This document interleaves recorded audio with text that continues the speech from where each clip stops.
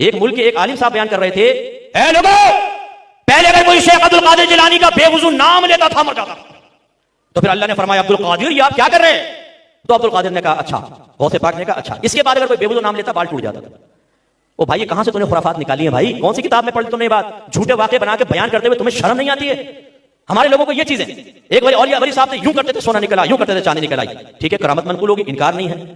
اب وہ بچے کہتے ہیں حضور آپ بھی کر کے دکھائیں، نہیں یہ اولیاء کرام کریں گے۔ اچھا کوئی زمانے کا ایسا ولی بتائیں جو ایسی کرامت، وہ بھی ختم ہو گیا۔ تو کرامت بیان کرنا منع نہیں ہے کہ اگر آج اولیاء ایسی کرامات دکھاتے نظر آئے تو کیا ہم بیان نہ کریں، لیکن ان کو مین بنا کر ہم نے یہ سوچا شاید ہم بچوں کا عقیدہ بہت اچھا کر رہے ہیں، ان کو مضبوط کر کے اپنے دین کی طرف لے کر آ رہے ہیں، نتیجہ نکلا کہ آپ واقعات بیان کر رہے ہیں۔ ایک شخص جس کو قرآن حدیث بیان بھی نہیں کرنی آتی، لیکن اس نے ایک ہاتھ میں بخاری ایک ہاتھ میں قرآن اٹھا کر ہمارے بچوں کو کہتا ہے قرآن میں یہ حدیث میں یہ ہے، ہمارے بچے فوراً اس کی طرف چلے جاتے ہیں۔ اس لیے اچھا طرح یاد رکھیں علماء کی تیاری انتہائی ضروری ہے۔ اللہ تعالیٰ نے فرمایا، میں نے آیت عرض کی فَاسْأَلُوا أَهْلَ الذِّكْرِ إِن كُنتُمْ لَا تَعْلَمُونَ، اگر تم نہیں جانتے اہل علم سے پوچھو، یعنی علماء کے پاس آؤ۔ آپ کہتے ہیں کہ بابے آپ کرامتیں نہیں دکھا سکتے، اس بنیاد پر ان بزرگوں کو نہیں مانا جا سکتا۔ اگر اس بات کو دلیل بنایا جائے تو پچھلے 1400 سال میں اللہ تعالیٰ نے بھی کوئی معجزہ نہیں دکھایا۔ نہیں، یہ تو بات ہی غلط ہے، یہ آپ بات کا رخ ہی بدل رہے ہیں۔ آپ یہ کہیں کہ انجینئر صاحب آپ نہیں مانتے، دیکھیں ہمارے پاس فلاں بابا ہے جو اڑ سکتا ہے۔ یہ اگلی بات جو آپ لکھ رہے ہیں، یہ مجھے آپ تانا کس چیز کا دے رہے ہیں؟ نبی علیہ السلام کے معجزات، اگلے انبیاء کے معجزات تو میں مانتا ہوں قرآن و سنت کی وجہ سے، وہ آپ بھی مانتے ہیں، اس کا تانا مجھے کیوں دے رہے ہیں کہ میں ان معجزات کو کیوں ٹھیک مان رہا ہوں؟ یعنی یہ کہہ رہے ہیں کہ میں ان معجزات کا انکار کر دوں؟ کیا بات کر رہے ہیں بھائی؟ آپ مجھے کافر بنانا چاہتے ہیں؟ تو جس پہ میں اور آپ متفق ہیں اس کو تو آپ بحث میں لے کر نہ آئے۔ ہمارا اختلاف وہاں سے شروع ہوتا ہے کہ آپ ایکسٹراپولیٹ کرتے ہیں۔ چلیں میں آپ کے کہنے پہ آپ کو ایک پھکی دے دیتا ہوں جو میں نے دی ہے، آج تک اس پھکی کے بعد ڈکار ہی آتا ہے۔ حضرت عیسیٰ علیہ السلام بغیر باپ کے پیدا ہوئے ہیں، تو اڈا کیڑا کیڑا بابا ہے جدا پیو نہیں پہلا بتا؟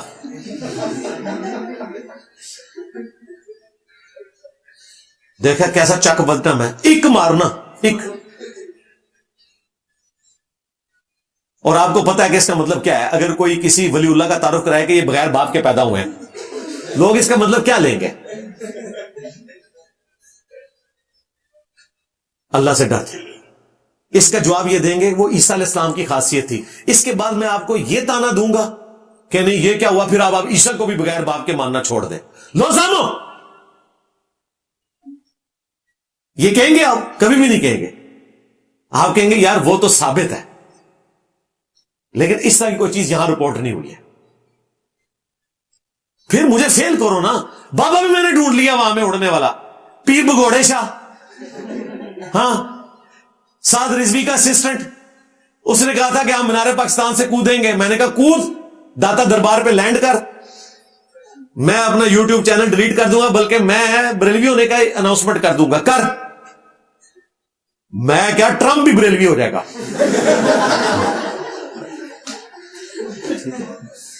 تو کرتے بھی نہیں ہو، مجھے مینے مارتے ہو، کر کے بتاؤ۔ ابھی دیکھیں نا ہمارے جو مفتی اکمل صاحب ہیں، سلوٹ ہے مفتی صاحب، جزاک اللہ۔ اس کو بھی میں اسپیشل ٹاپک بناؤں گا کسی دن۔ مفتی صاحب کی ویڈیو آئی ہے نا 2-3 دن پہلے، ہمارے مسلم ٹوڈے والے بھائی نے اس کو کور کیا ہے۔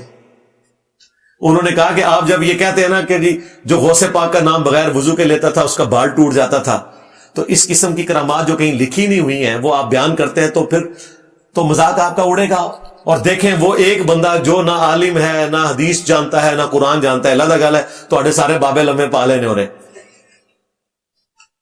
اس نے ایک ہاتھ میں قرآن دوسرے ہاتھ میں بخاری پکڑ کے ہماری نوجوان نسل کو اپنے ساتھ اٹیچ کر لیا ہے آپ کی انہی خرافات کی وجہ سے۔ تو آپ اس قسم کی کرامات نہ بیان کیا کریں، اور جب آپ کرامت بیان کرتے ہیں تو وہ اگلا سوال کرتا ہے کہ آپ بزرگ کدھر ہیں، کر کے دکھائیں۔ تو بھئی جنون سوال ہے، کیونکہ آپ نے ہمیں بتایا تھا دنیا بزرگوں سے خالی نہیں ہوتی، غوث کلی ہے۔ اعلیٰ حضرت نے لکھا ہے ملفوظات میں کہ اگر غوث نہ ہو تو زمین و آسمان قائم نہ رہے۔ کٹو نا غوث اپنا۔ ہمیں تو اس وقت غوث جو ہے ٹرمپ نظر آ رہا ہے، دنیا اس کے اشاروں پہ ناچ رہی ہے۔ تو اڈا غوث کتنے ہے؟ عراق ہڑپ کر لیا کافروں نے، لیبیا ہڑپ کر لیا، افغانستان کا چومن نکال دیا، ایران کے اوپر چڑھ دوڑے، فلسطین میں اتنی شہادتیں ہوگی, وہ کدھر ہیں؟ جب یہ باتیں کریں گے نا, انہوں مجھ تھلے چھوڑ دیں, جا کے پھر کٹے وڑ جاندے نے. اور جی اللہ کیوں نہیں کہہ رہا؟ اللہ نے تو کہیں نہیں کہا بھائی. اللہ نے تو یزید پلید کے دور میں خانہ کعبہ کی بے حرمتی ہوتے ہوئے دیکھی ہے, حجاج ابن یوسف کے دور میں دیکھی ہے, صحیح مسلم میں رپورٹ ہوا ہے. قرب قیامت میں بخاری مسلم میں آتا ہے کہ ایک پتلی ٹانگوں والا حبشی کعبے کی اینٹ سے اینٹ بجا دے گا, کچھ بھی نہیں ہوگا. وہ ایک ہی دفعہ ہوا ہے, ابرا کے لشکر کو اللہ تعالیٰ نے ہلاک کیا, کیونکہ اس سال رسول اللہ کی پیدائش کا سال تھا صلی اللہ علیہ وآلہ وسلم, عام الفیل. وہ اللہ نے یادگار بنانا تھا بس. یہ آپ کا کام ہے. امام مالک فرمانے نے امت مر جائے, اوے بابا جی تیرے بابے کو نہ مرن, بابوں نے نہیں کلمہ پڑھا ہوا, یہ صرف اپنی باتیں کروانے کے لیے تھے. آج مسلمانوں میں مشکل وقت آیا ہے, رسول اللہ کی فلمیں بنائی جا رہی, نعوذ باللہ, کارٹون بنائے جا رہے ہیں, بابے کدھر مر گئے؟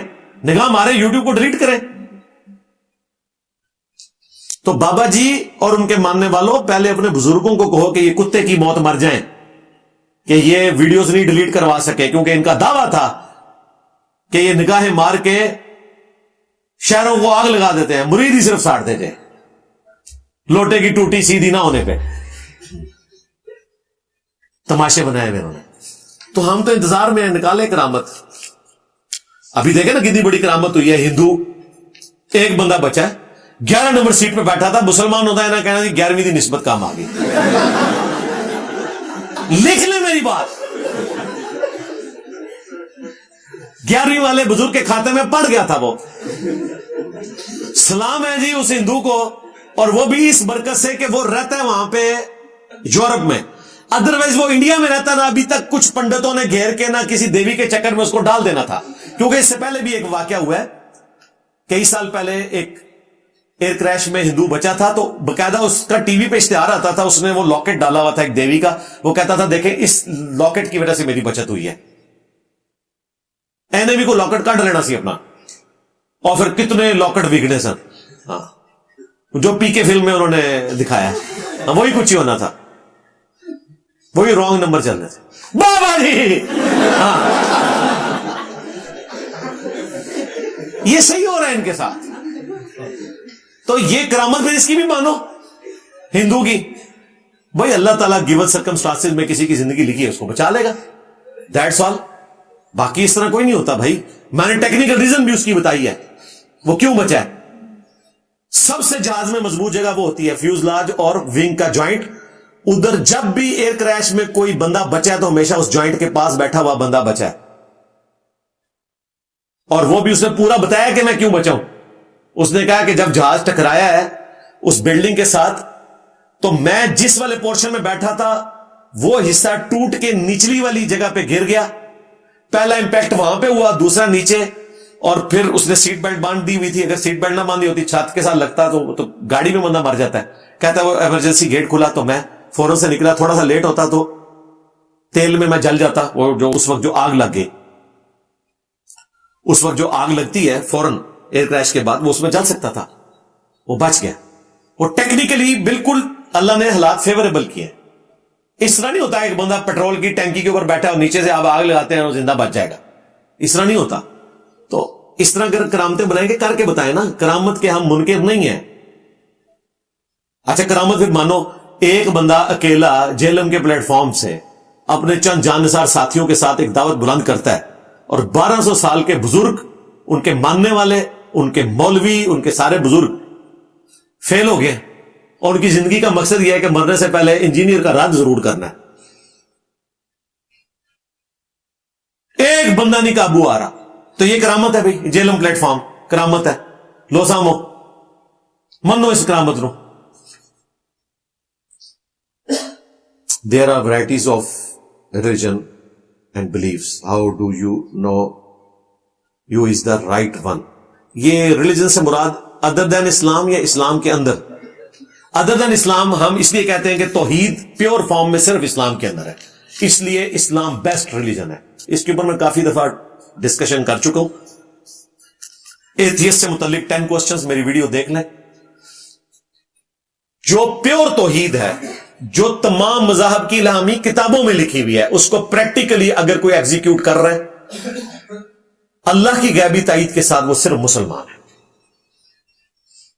کسی نے پیغمبر کو رب کا بیٹا مان لیا ہوا ہے, کسی نے ہاتھوں کے تراشے ہوئے بتوں کو اپنا معبود مان لیا ہے. اگرچہ کتابیں سارے ریلیجن کی ایک خدا کی بات کرتی ہیں, تو یہ اللہ کی غیبی تائید ہے, کیونکہ اللہ تعالیٰ نے دنیا خالی تو نہیں کرنی اپنے ماننے والوں سے. دنیا میں ایک گاڈ کے, صحیح توحید کے ماننے والے اگر کوئی لوگ ہیں تو مسلمان ہیں. مسلمانوں کے بعد اگر کوئی ہیں ٹرو سینس میں تو جیوز ہیں. آج کے جیوز وہ بھی ایک خدا میں بلیو کرتے ہیں, اور وہ بھی اتنے اپ رائٹ ہیں کہ ان سے جب پوچھا جاتا ہے وہ کہتے ہیں ہاں ایک خدا کے ماننے والے صرف مسلمان ہیں ہمارے سوا. کرسچنس کو تو وہ کسی کھاتے میں نہیں مانتے ہیں, وہ کہتے ہیں انہوں نے ایک انسان کو رب مان لیا ہوا ہے. اتنی حقارت سے وہ کرسچنس کا ذکر کرتے ہیں. جس طرح ہم شرک سے نفرت کرتے ہیں نا, ان کی نفرت ان کے چہروں سے نظر آتی ہے. یروشلم میں کئی یوٹیوبرز نے جا کے انٹرویو کیے ہیں جیوز کے. جب ان سے پوچھا گیا آپ کرسچنس کے بارے میں کیا کہتے ہیں, مسلمز کے بارے میں, تو کلیئر کٹ بتاتے ہیں. کرسچنس کہتے ہیں ایک انسان کو, ہماری طرح کا انسان کھاتا پیتا, اس کو انہوں نے خدا بنا لیا ہوا ہے. مسلمان کہاں, مسلمان اسی گاڈ کو مانتے ہیں جو ابراہیم کا گاڈ ہے. پھر توحید کے بعد رسالت کی جب باری آئی ہے تو جیوز نے اپنے مرضی کے پیغمبروں کو مانا ہے, دوسروں کا انکار کر کے پگڈنڈی الگ کر دی ہے. لیکن مسلمان دیکھیں, آج مسلمان رسول اللہ کے بھی اتنے بڑے عاشق ہیں صلی اللہ علیہ وآلہ وسلم جتنے عیسیٰ ابن مریم کے ہیں. ہمارے نزدیک عیسیٰ ابن مریم کا انکار کرنے والا بھی اتنا ہی بڑا کافر ہے جتنا خاتم النبیین صلی اللہ علیہ وآلہ وسلم کا انکار کرنے والا کافر ہے. کوئی فرق نہیں دونوں کے کفر میں. ایک نبی کا انکار بھی تمام انبیاء کا انکار ہے. سورۃ النساء میں اللہ تعالیٰ نے فرمایا کہ جو اللہ اور پیغمبروں میں فرق کرے وہ بھی کافر, جو پیغمبروں کے اندر بھی فرق کر دے وہ بھی کافر. تو دیکھ لیں یہ غیبی تائید ہے الحمدللہ. اور مسلمان کو تھوڑے نہیں ہیں, 2 ارب ہیں.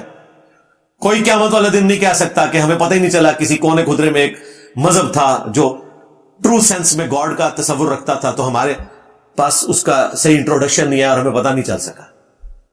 9/11 کے بعد تو دنیا کے ہر انسان کو پتہ چل گیا. ہاں جو جنگلوں میں اہل فطرت ہیں ان سے یہ امتحان بھی نہیں ہونا, ان کے لیے خدا کو مان لینا گیون سرکمسٹانسز میں کافی ہے. یہ سارے معاملات ہمارے لیے ہیں جن تک پیغمبروں کی دعوت پہنچی ہے. اگر بسم اللہ الذی لا یضر والی دعا سے سانپ اور بچھو کا نقصان نہیں ہوتا تو ہم یہ بات عقل اور کامن سینس کے مخالف معلوم ہوتی ہے. نہیں, عقل کے ساتھ اس کا لینا دینا ہی نہیں. ہم نے عقل سے تو کبھی اس کو ثابت ہی نہیں کیا. آج تک آپ نے سنا کہ ہم نے کہا ہو کہ آپ یہ دعا پڑھ کے کوبرا سانپ کے منہ میں ہاتھ دے دیں اور انشاءاللہ آپ کو نہیں ڈسے گا. اس میں الفاظ ہے ناگہانی آفت. جو آفت ہی ناگہانی ہے اس کا تعلق علم الغیب کے ساتھ ہے جو اللہ کے ساتھ خاص ہے. دعا کا کانسیپٹ یہ ہے کہ دعا کی برکت سے اللہ تعالیٰ آپ کو اس تکلیف سے بچا لے گا, یا اگر تکلیف آئے گی تو وہ آپ کے لیے سہنا آسان ہو جائے گی, آپ کی لائف کو تھریٹ نہیں ہوگا. مجھ پہ جتنی دفعہ مرڈر اٹیمپٹ ہوئی ہیں 2 دفعہ تصویر قسم کی, تو اگلے دن لائیو سیشن میں ایک بندے نے مجھ سے سوال پوچھا کہ آپ نے دعا پڑھی ہوئی تھی. میں نے کہا دعا پڑھی ہوئی تھی, مجھے بالکل یاد ہے, یہ ہو ہی نہیں سکتا میں دعا نہ پڑھوں. میں اپنی سیکیورٹی کے لیے پہلے نمبر پہ اپنے رب سے پناہ مانگتا ہوں الحمدللہ. میں نے کہا مجھے بالکل یاد ہے, میں کسی بھی اٹیک والے دن دعا کرنا بھولا نہیں ہوں. تو کہتا حملہ کیوں ہوا؟ میں نے کہا حملہ ہوا تو بچ گیا نا بھائی, اس کے بعد مزید طاقت سے مسلط ہو گیا تمہارے بابوں کے اوپر. یہی تو دعا کی قبولیت ہے, نہ ڈرا نہ دبکا اللہ کے فضل سے. ہاں جب موت آئے گی نا پھر کوئی دعا آپ کا ساتھ نہیں دے گی, کیونکہ وہ اللہ تعالیٰ نے لادہ سے بتا دیا کہ موت کا وقت مقرر ہے, پھر دعا آپ کو موت سے نہیں بچا سکتی. یہ ناگہانی آفتوں کے لیے. تو اس چیز کو آپ اس طریقے سے سمجھیں. اگر کوئی آدمی دوسرے ملک یعنی سعودی عرب کام کرتا ہے, اس کا ویزا کوئی اور ہے, کام کوئی اور کرتا ہے, کیا اس کی کمائی میں برکت ہوگی؟ اب اس کی تفصیلات تو مجھے نہیں پتا, ایسا کرنا نہیں چاہیے. باقی اگر آپ کا کفیل جس کے پاس آپ گئے ہیں تو اس کو گورنمنٹ نے رائٹ دیا ہوا ہے, ایک طرح سے آپ کے آگے اس کو بیچا ہوا ہے گورنمنٹ نے, وہ آپ سے کوئی کام لیتا ہے یا آپ اس کی اجازت سے کوئی اور کام کر لیتے ہیں تو اس میں شرعی طور پہ کوئی ممانعت والا معاملہ نہیں ہوگا.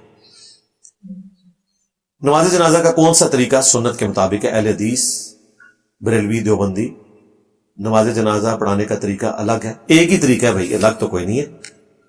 صرف یہ فرق ہے کہ اہل حدیث اونچی آواز میں پڑھتے ہیں اور باقی سرن پڑھتے ہیں اور دوسرا سورۃ الفاتحہ کا فرق ہے. وہ بھی نکل گیا. مفتی تقی عثمانی نے اپنے بھائی کا جو جنازہ پڑھایا اس میں تو سورہ فاتحہ کی آواز آ گئی, تو پتہ چل گیا کہ یہ اپنے جنازے ٹھیک پڑھتے ہیں, دوسروں کے پتہ نہیں کیوں غلط پڑھاتے ہیں. تو 4 تکبیرات دونوں پڑھتے ہیں. صحیح مسلم میں 5 تکبیرات بھی ثابت ہے. رہا سورۃ الفاتحہ, اس اعتبار سے ظاہر اہل حدیث کا مقدمہ درست ہے, لیکن اہل حدیث بھی پاکستان میں تھوڑے کمپرومائزڈ ہیں اور 2 طرف سلام پھیرتے ہیں. نماز جنازہ میں سلام ایک طرف ہے, جس طرح عرب ملکوں میں ہر بین میں پھیرا جاتا ہے. دوسری طرف سلام پھیرنے والی روایتیں ضعیف ہیں. تابعین سے ثابت ہے, صحابہ اور نبی اسلام سے ثابت نہیں. دوسرا, نماز جنازہ دونوں طریقے سے سنت ہے. میں نے جب مفتی تقی عثمانی صاحب نے جنازہ پڑھایا تھا مفتی رفیع عثمانی کا, تو میں نے تفصیلاً اس کے پر ویڈیو ریکارڈ کروائی تھی, وہ آپ جا کے دیکھ سکتے ہیں. نماز جنازہ کا طریقہ انجینئر محمد علی مرزا, تو میں نے اس میں بتایا تھا کہ دونوں طریقے درست ہیں, لیکن نبی اسلام کا عمومی عمل سرن نماز جنازہ پڑھنا ہے, جس طرح ظہر عصر کی نماز آہستہ آواز میں پڑھی جاتی ہے. عمومی عمل آپ کا یہی ہے. کبھی کبھار آپ نے تعلیم کے لیے اونچی آواز میں بھی نماز جنازہ پڑھا, جو اہل حدیث پڑھتے ہیں اور وہ اپنی جگہ جسٹیفائی ہیں. وہ کہتے ہیں اکثر لوگوں کو دعائیں نہیں آتی, ایٹ لیسٹ ہم اونچی آواز میں پڑھیں گے, وہ آمین اونچی آواز سے ساتھ کہہ کے شامل ہو جائیں گے. تو اس اعتبار سے جہرن اور سرن دونوں درست ہیں. سورہ فاتحہ کا اہتمام کیا جائے, سلام ایک طرف پھیرا جائے.